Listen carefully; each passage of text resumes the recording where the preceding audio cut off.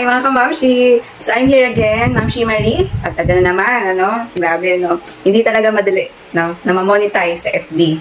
So eto na, kaka-share ko lang sa inyo kagabi ng aking experience about sa copyright issue. Again, meron na namang lumabas na bago. So hindi siya natatanggal. Ngayon nasa 7 alerts. Kagabi 6 na lang siya. Ngayon 7 alerts na naman ang natanggap ko. So, kailangan ko na talagang linisin. Pero I tried. Nalinisin kanina. Pero ito yung nangyari. I-share ko sa inyo para kayo mismo, guys, kayo mismo mga mamshi, sa mga nagsisimula, is hindi mauwi sa wala ang pagod nyo. Sa pagre-reel, sa pag-e-effort, pagpupuyat, para makagawa ng magandang content, ng quality content, pero gumagamit kayo, patuloy kayong gumagamit ng music sa reel, sa FB. Nako, ito, kailangan nyo mapanood to mga mamshi. Malaking tulong to sa inyo. So, tara, let's go. So, sa mga nagtatanong kung ano bang dapat nilang gawin, so ayan ulit, punta lang kayo sa support inbox. Nakikita nyo dyan kung may alerts kayo. So, ang sa akin nga ay 7 alerts na naman ang nangyari. So, meron na namang bagong update or bagong napansin si Meta sa akin. So, sa nakita ko dito, karamihan dyan ay 2022, 2020, yan. So, tingnan natin itong isang to. Ayan, March 30, 2020 pa siya. Ang issue, ganun din ulit, copyright music. So again, yan ulit ang sinasabi ni Meta about sa copyright issue. And we have 3 options. Ang pinili ko nga dyan is remove video para ma-resolve na talaga yung issue at wala ng action na i-take. So i-check natin ulit siya kung andyan pa rin yung alert. So ayan, nakikita nyo, andyan pa rin siya. At yan ang problema ko ngayon na kinakaharap mga mamshi. Hindi ko naman kasi naisip noon na aabot ako sa puntong ganito, diba? Na ito turn on ko yung professional mode natin. So shout out mga mamshi, lalo na sa gumagamit ng mga FB profile nila na tinorn on yung professional mode nila. Linisin nyo talaga yung mga account nyo habang hindi pa kayo monetize kay FB para hindi kayo magkaroon ng kagaya ng sa account ko, noon sa FB profile ko na nagkaroon ng warning. So just imagine that, 2020 pa, syempre gamit ko to.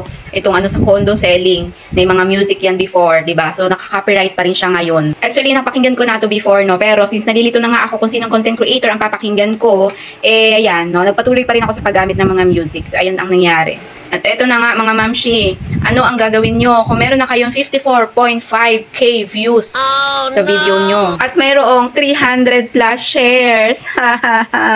Pero ang only option ay i-remove mo tong video na to kasi nga may copyright claim.